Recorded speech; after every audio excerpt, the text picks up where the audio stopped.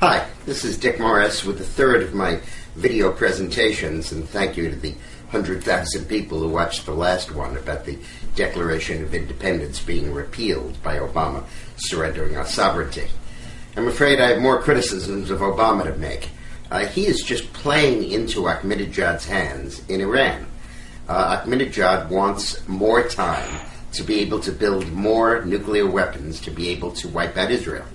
And by going into these talks with Iran, Obama's giving him the time. And meanwhile, he has Joe Biden out there telling Israel not to attack Iran. And as long as the talks are ongoing, it would look bad to attack Iran. So that the whole effort is designed by Iran playing Obama to buy extra time. Let's get some basic facts straight. Ahmadinejad wants to wipe out Israel. That's why he wants the nuclear weapons. 2 or 3 nuclear weapons in Israel would completely obliterate that very small country, killing about 6 million Jews. And if that figure sounds repetitive from history, there's a reason for that.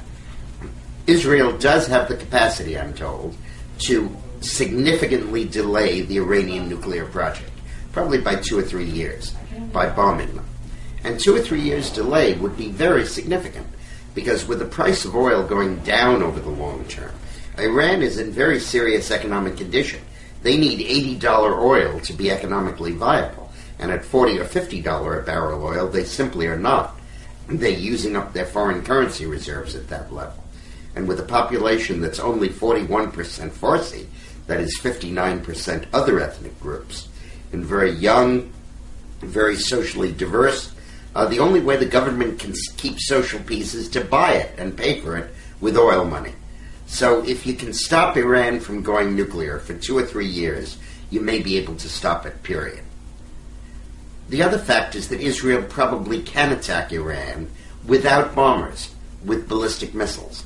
They may have the ballistic missile capability to do that.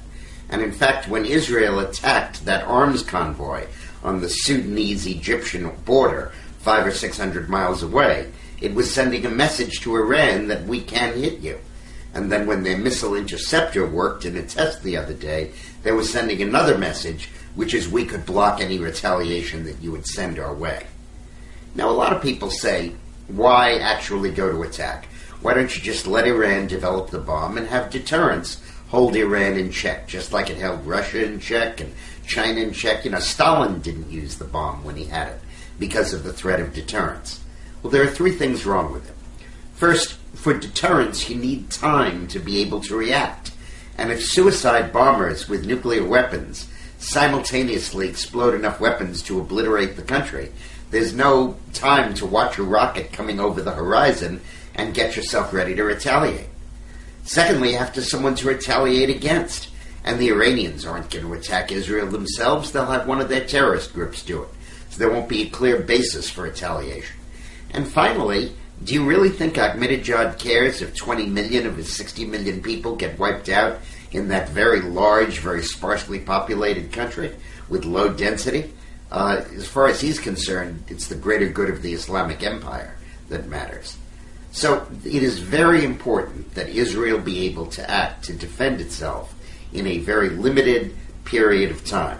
It now has a government that's willing to do it, is willing to take the tough decisions that are necessary, and the thing that's standing in its way is this chimera, this mirage, this illusion that somehow by talking to the Iranians, we can charm them out of doing their worst. Thanks very much. This is Dick Morris, and thanks for listening.